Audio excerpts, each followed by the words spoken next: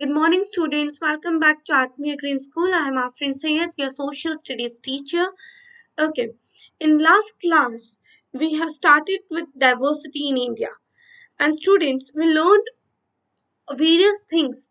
Like we learned that we might be different with our languages, we might have different religion, we might have different culture, we might have different social structures, but something which is similar between us, something which is similar in humans is humanity, is emotions, is affection which we feel for each other.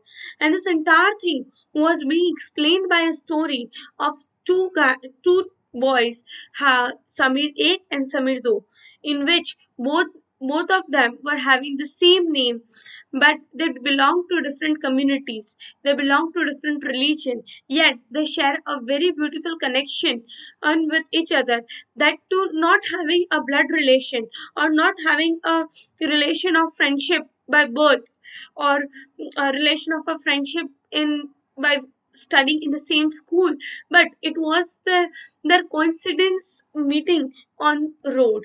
They belong to different sectors of the society, yet they had the connection between them. Yes, students, so we learned about the diversity in India. Now over here, how do we explain diversity? A little more than 200 years ago, or long, a little more than 200 years ago, or long before the train, aeroplane, bus, or car become a part of our lives, people traveled from one part of the world to another in ships, on horses, on camels, or on foot.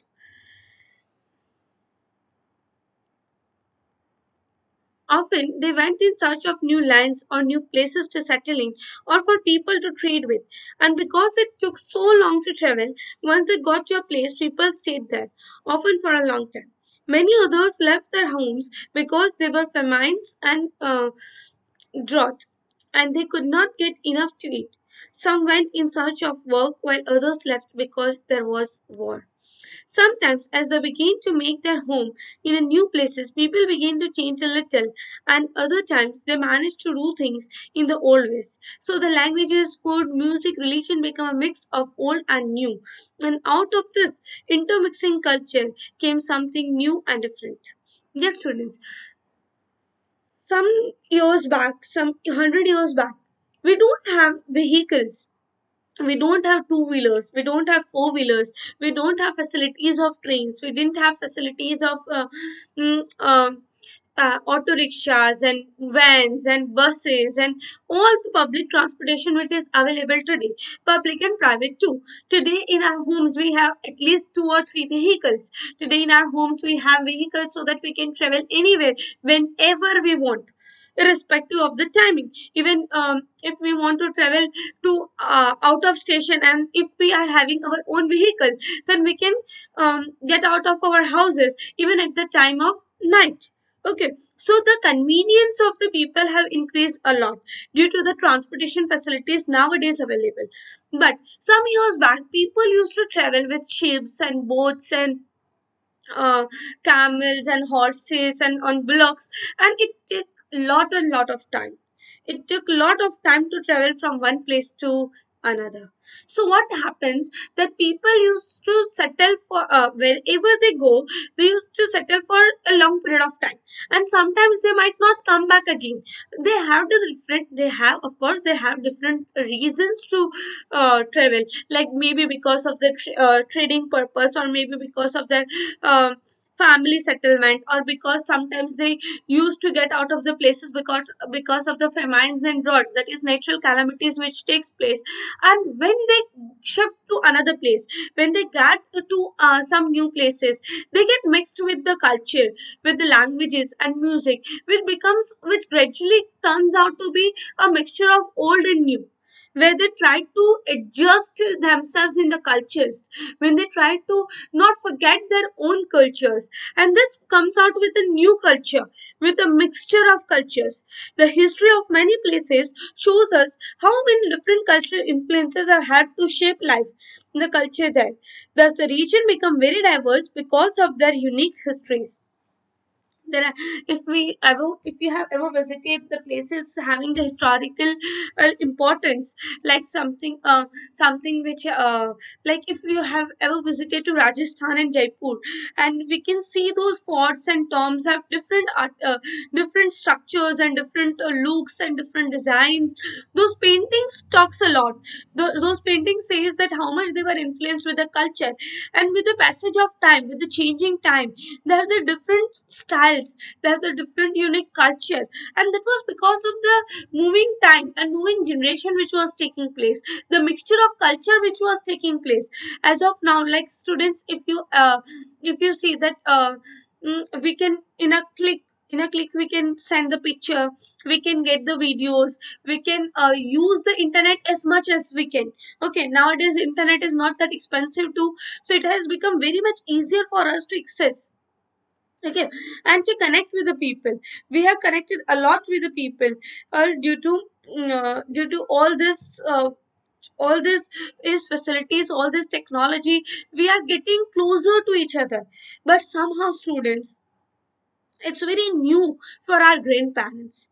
I still remember, students, that when smartphones were very much new to us, when smartphones had just took place in our society, and when we use WhatsApp and we send a picture and they get the picture, or when we video call, my grandmother always used to ask, अच्छा हम भी दिखाई देते होंगे उन लोग को, अच्छा ये पिक्चर वहां पे पहुंच गया. So like these questions which is lot of surprise for them, which creates a lot of surprise, and it forms like ऐसा भी हो सकता है क्या. Okay, so all such things have created a lot of change in our culture. Like before, we used to give the invitation by visiting each other's home, by having on Diwali and on Eid and various other festivals, we used to go to each other home, and we used to hug each other, we used to greet each other, meet and greet, and everything was so much fun.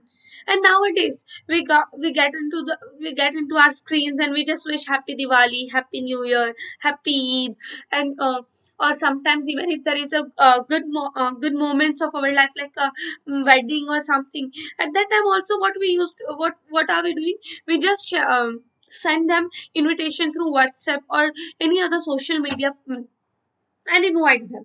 So all that culture has been changing. Okay, nowadays not people are not inviting them personally, they're just sending a picture of it and asking them to join. And that is something a change has brought us, and that is how we have emerged into the Western culture. You can see the change. Okay, just like that, we have the diversities, we have with the gradual time we are getting mixed with different cultures. Okay, similarly diversity also comes about when people adapt their lives to the geographical area in which they live. For example, living near the sea is quite different from living in the mountain areas. Of course, people who live near the sea have a very different life than people who live in the mountains. Okay, not only do people have different clothing and eating habits, but even the kind of work they do are different. Of course, along with our clothing habit and our along with our eating habit, it's our kind of work we carry out also changes. It in cities is often easy to forget how closely people lives are tied to their physical surrounding. This is because in the city, people seldom grow their own vegetables and grain. Instead, they depend on the market to buy all the food and other. Let us try to understand what we mean when we say that the historical and geographical factors influence the diversity of the region. We can do this by reading about life in two different parts of the country, Kerala and Ladakh. Okay, students, it's very interesting. Look, along with all those cultural emergence, along with all those changing time, even the places you live changes a way, changes your like along with those social factors or along with those historical factors, even the geographical factors have a lot of effect on us.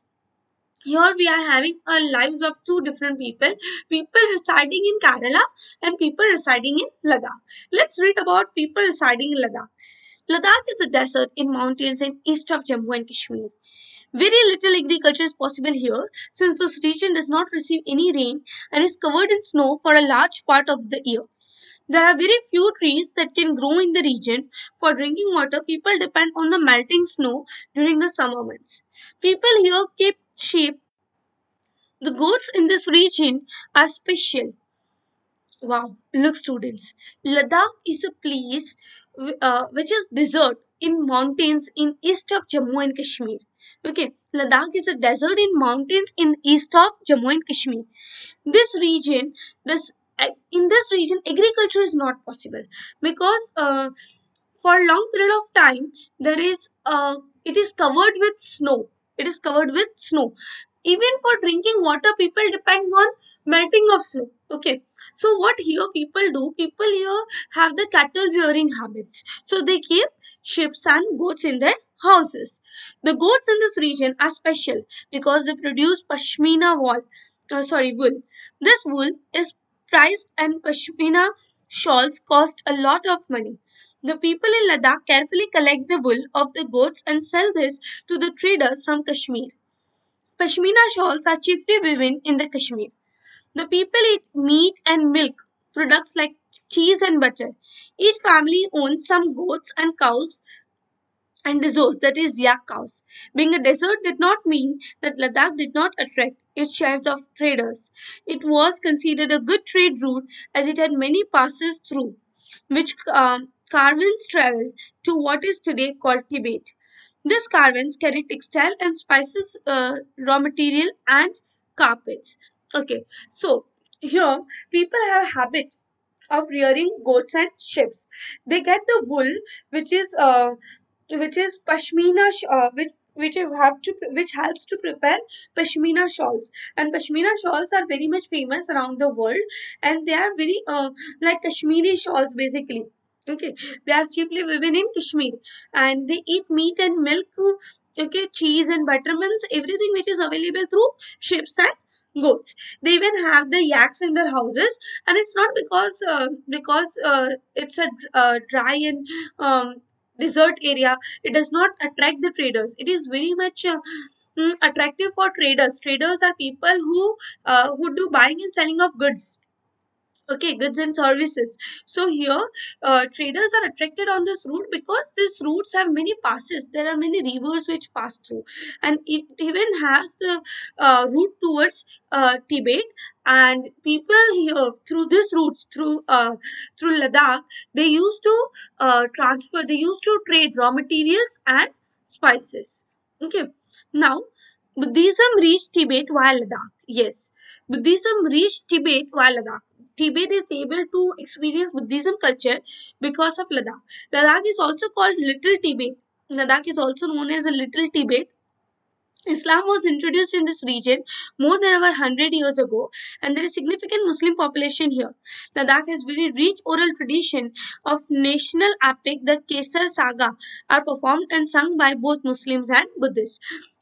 Basically, Ladakh is a place where Buddhists and Muslims live, and it is believed that Islam was introduced over here in Ladakh 100 years ago, and people are mm, uh, very much fond of singing Kesar Saga, which is performed and sung by both the religion, Muslim as well as Buddhist. So, students, you saw that as per their atmospherical condition, as per the geographical location, it has a lot of influence on their trading habits. It has lot of influence on their weaving. Just like that, they are wearing ships, which gives wool. So, out of that wool, they are preparing the shawls, which are famous worldwide.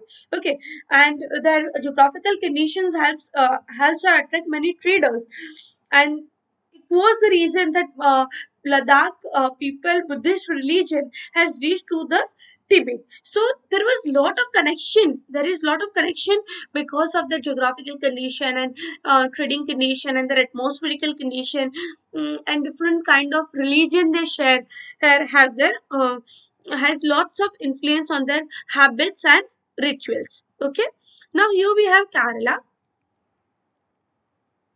Kerala is a state in southwest corner of India. It is very beautiful state, students. Kerala is one of my favorite state. It is a long green lush. It is a green lush, a state full of greenery. And there is so much peace in the state that everything wherever you look around is green, and it's very much beautiful. It is surrounded by the sea on one side and hills on the other. What a deadly combination of seas and hills together. Just imagine, students, you can see one side a lot huge hills, and on one side there is a river, there are river flowings. A number of spices like pepper, cloves, cardamoms are grown on the hills. Yes, students, they we have many teachers who belongs from Kerala. When we used to study in school, we have many teachers who belongs to Kerala, and they always used to narrate the stories of their childhood. And what they used to say that like us, what are we doing? That if we need fruits and vegetables, we are going to market and we are buying them. But in Kerala, everyone in their houses have their own gardens which have their own vegetables. They grow their own vegetables, they grow their own foods. Means they have totally organic food to eat. And it is very much famous for various growing various spices. It is spices that made this region. Yes, students, this region is rich of spices. This region has lot of spices, an attractive place for traders. Jewish and Arab traders were the first to come here. Who came first? Jews and Arabs. The apostle of Christ, Saint Thomas, is believed to have come here nearly 2000 years ago, and he is credited with bringing Christianity to India. So here Christianity took place. Saint Thomas, Christianity took place in Kerala. Many Arab traders also came and settled down here. Ibn Battuta, who travelled here a little less than 700 years ago, wrote a travel log in which he described the lives of Muslims and says that they were highly respected community. The Portuguese discovered the sea route to India from Europe when Vasco da Gama landed with the ship here. Yes, students, the Arab trader who was named Ibn Battuta uh, wrote in his book, in his travel log, that here the community of Muslim is respected a lot. They are giving the supreme position in the society. And Portuguese were able to discover India from Europe by Vasco da Gama when they land here on the coast of Kerala. Because of all this various historical influences people in Kerala practice different religion. Yes, and all this because Christian came over, Ibn Battuta came over, and he saw that Muslim culture already exists here. And then Vasco da Gama from Europe came here, and he was able to discover India with the help of mm, uh, seas and rivers near the Kerala. So, because of all these historical influences, people here practice different religion like Judaism, Islam, Christianity, Hinduism, and Buddhism.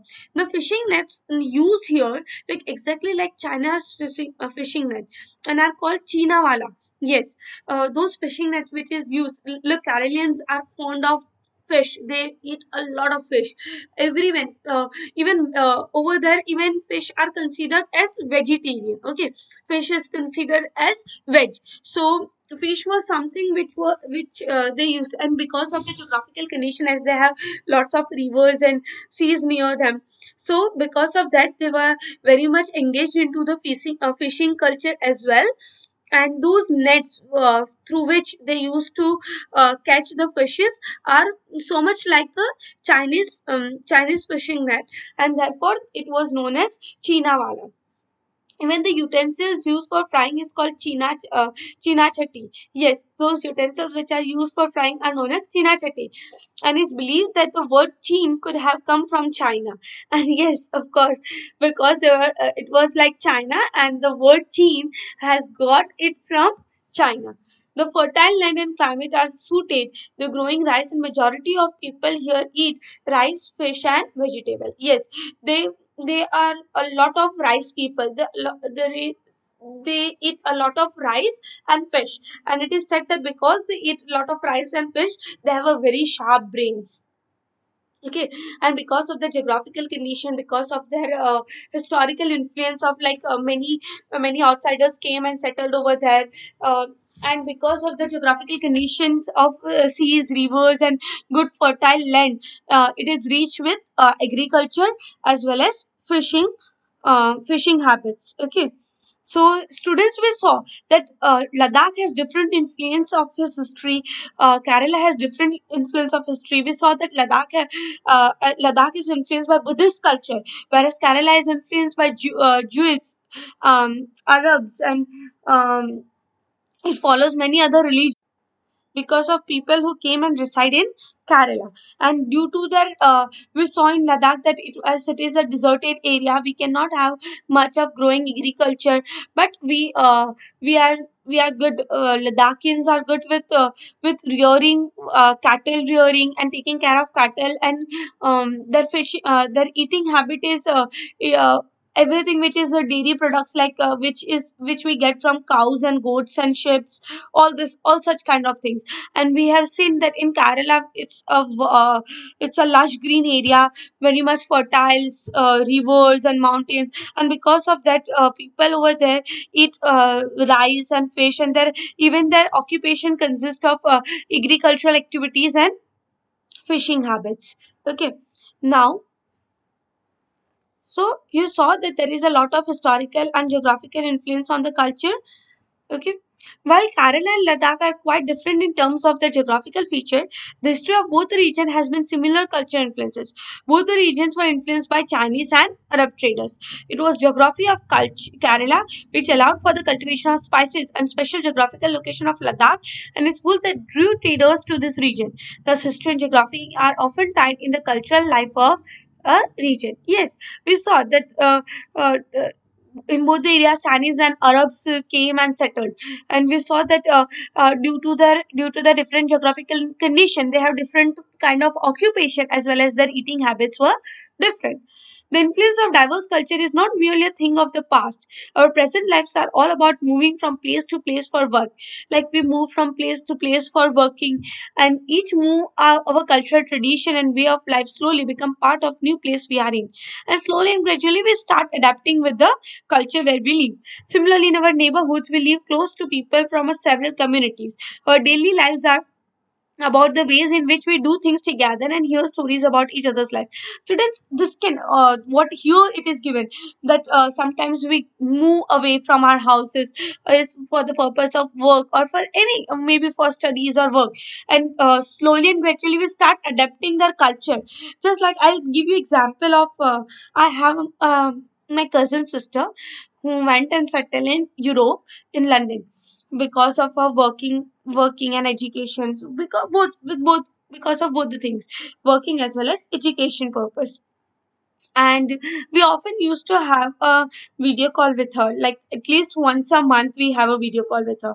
And once my mother called her when she was cooking food, and my mother saw that she was in the kitchen working, and what she did that she took some frozen and peeled vegetables which are readily available in the markets. And she was like, she ate that cool, it was not even hot, it was not even cooked. And she took that and she just mixed that vegetables in the bowls, and she added a bit of pepper and salt, and she started eating. My mother asked that what you going to have in dinner, and she was like, auntie, I'm already having my dinner. My mother was like, are you serious? You are eating this cold veggies, and that too with just a pepper and salt. How can you eat like this? Like she was, and when she used to live in India, she was very much like, I want hot cooked food, and I want spicy, and she was very much taste oriented, and hot food. She always want food which is very much hot and which is cooked properly. And if even if the food is not cooked properly, she would not eat sometimes. Okay, so she has a kind of culture over here. But when she moved out, and she was like, we don't really have time to peel the vegetables and to cook food. Sometimes we like in India, we generally don't have habits of eating food for 2 to 3 days, and that too cook which is the food which is cooked on Monday evenings or Monday mornings are not being eaten on Thursday. Okay, but over there in foreign countries, they cook food. They might have cooked food on Mondays, and they will be eating on Thursday also. So they have that kind of culture. They have that kind of tradition. And what my cousin said that gradually when I was new to all this, I was very much like how can people do this, or how can people live like this. But now I'm so much oriented with them, or I'm so much influenced with them, that now slowly and gradually I found peace in these things. And I'm okay with eating, like, okay, of course when I come to India I can eat just like same I used to, but here I'm very much okay with such food which I'm eating now. And like this, there are many times that there are times when I don't even cook, I just have those frozen vegetables which are readily available. Okay, so this is how gradually, because of the places we live, our habits start changing. There is a change in our habits. There is change in our eating habits, and maybe we our body get used to it. Our body get inhabited with all such change. Okay, it might take a bit of time, but then we get influenced with it. Is that clear? So this was an example for making you understand that how slowly and gradually things change out. Now, unity and diversity. India as a diversity has always been recognized as a source of its strength. Yes, people are fond, are so much influenced with our diversity, is the culture we had, that different cultures. And like even if you see around you, there are people, like I have people who are from Maharashtra, I have people who are from Rajasthan, and we are basically from Gujarat. So we have different cultures, but when we exchange food, or when we exchange about when they go to their hometown and they bring gifts for us, or when we cook some typical Gujarati food, we share with them. So all such culture makes a very much diversity, brings so much diversity among us. But what brings us together is the uniqueness in each culture, as well as some similarities which we share with each other. Okay, when the British ruled India, women and men, our different culture, religious, and regional background came together to oppose them. India's freedom movement had thousands of people of different backgrounds in it. Yes, we would have never been able to get freedom from Britishers if we have not came together, irrespective of our different cultures and different castes and different religions, different culture. We came together and we fought against Britishers, and we earned the freedom. And that is what something in India stands for. That is unity in diversity. They worked together to decide joint action. They went to jail together, and they found different ways to oppose the British. Interestingly, the British thought they could divide Indians because they were so different and then continue to rule them. But people showed how they could different and yet be united in their battle against the British. Yes. When Europeans came to our country, when Britishers came to our country, their only motive was that they can easily rule us because we have different cultures and different diversity. We have a lot of diversity, so they can easily divide us and can have rule easily on us. But we proved them that no, you can't rule us. We can be one, we can stand one, and we can fight. Though we are having different cultures, we have different religion, but we can stand together and fight against injustice. Okay, so here is a poem, I guess. Don't forget the days of blood. Oh friend, in the midst of your happiness, remember a shed of tear for us. The hunter has torn away every single flower. Do plant a flower in the desert garden, dear friend. So here it is said that don't forget the days of blood. Yes, our ancestors who have shedded a lot of blood for us to get the freedom.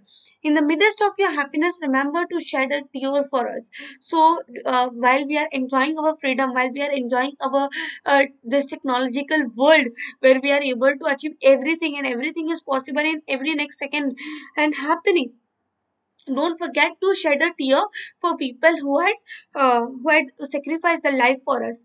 And they say that there are hunters, like those people who had took away our flowers. So don't forget to plant a flower in a desert garden. Having fallen to bullets, we slept in Jallianwala Bagh. If you can remember Jallianwala Bagh massacre, do you know about Jallianwala Bagh massacre? In which thousands and thousands of innocent peoples were killed by those Britishers, and those people were not culprits. They were so innocent and irrelevant of being innocent, and they didn't do anything, and they were so much, they were not even prepared for the war. They didn't even knew that they will be attacked in few minutes or few hours. There'll be no more. So please remember that they have felt slapped on that place of Jallianwala Bagh. Do light a lamp on this lonely grave. Oh friend, the blood of Hindus and Muslims flown together today. Yes, and that time when they were killing us, they didn't ask about our religion, whether we were Hindus or Muslims, but both the religions have shedded their bloods. In today's students, we have turned so selfish and mean that we are fighting in the name of religion. And when we fight and the riots took place, when we have grievance feelings for each other's religion, and when riots takes place, it's not that only Muslims die, or it's not only that only Hindus die, but both the community dies in this riot. Someone's father get lost, someone's mother is no more, someone lost their child. Like, it's very heart wrenching, and people are dying just because we have different cultures. People fight because we have different religion. There is nothing to fight because of our religion. In the name of religion, we can't fight. And please, whenever such thoughts, whenever someone is influencing you and trying to create a distance between different communities and different religion, remember students that there were time when these communities have fought standing together, have had a tough time, and they had sacrificed their life for us. They had sacrificed their life for us. Do soak your robe in the river of blood, dear friend. Some rot in jails while others lie in their grave. Yes, like there were rivers of blood, and some of them were suffering in the jail, whereas some of them have slept peacefully in their graves. Do shed a few tears for them, oh friend. Yes, it is a poem which asks us to remember those martyrs who who sacrificed their life for us, and they are no more. And today, we humans are fighting in the name of religion. We are in thirst of each other's blood. Does it make sense? Students, each of us, the world is crazily crazily behind each other, um, creating a lot of hate between in people. But students' life is too short to hate people. Life is a beautiful journey if you spread some love, if you spread some peace, if you share your cultures. And this is what we stand for. India stands for unity in diversity. This song was sung after Jallianwala Bagh massacre in Amritsar, which a British general opened fire on a large group of unarmed people. People were not at all prepared for this war, and um, and accidentally, no, it was a very cruel. It was a very cruel massacre. It was very cruel thing when people were not even prepared that they will be no more in few hours. Uh, and they were totally unarmed. They didn't have any kinds of weapons with them. Peaceful people killing many and wounding even more. Men and women, Hindus, Sikhs, and Muslim, rich and poor, had gathered to protest against the British. Different kind of people, whether they were Hindus or Muslims or Sikhs, whether they were rich or poor, they all have gathered there to protest the British. This song was composed and sung to honor the memory of those brave people. It is very heart wrenching massacre students, which we should never forget that how our people have sacrificed their life for us. In his book, The Discovery of India, Jawaharlal Nehru says that Indian unity is not something imposed from outside, but rather it was something deeper and within its fold. The widest tolerance of belief, the custom was practiced in every variety, acknowledged and even encouraged. Yes, India was a country where we used to tolerate each other's culture, when we used to respect each other's culture. That is what Jawaharlal Nehru told. Songs and symbols that emerged during the freedom struggle. Um, it was Nehru who coined the phrase unity in diversity to describe the country. Songs and symbols that emerged during the freedom struggle serve as constant reminder of our country's rich tradition and respect of diversities. Do you know the story of Indian flag? It was used as a symbol of protest against the British by people elsewhere.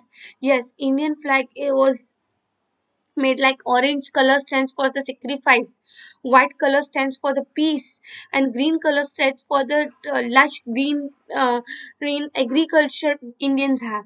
And that is what it was, a victory against, it was a victory against all those struggle, it was victory against all those protests, it was a victory against all the injustice which took place with us. And Jawaharlal Nehru described that how India stand united in the tough times, how they respected each other's and tolerate each other's culture, and that is what made it possible to India become a freedom, uh, a uh, country which has achieved freedom and which has fought a long journey to live a peaceful life. And it was Nehru who coined the phrase unity in diversity to describe the country. Okay, students. So we have learned about unity in diversity, and I hope, students, it was very much useful to you. Now I'll send the exercise making the PDF file, and you'll get it in your WhatsApp groups. Thank you, students. Have a good day.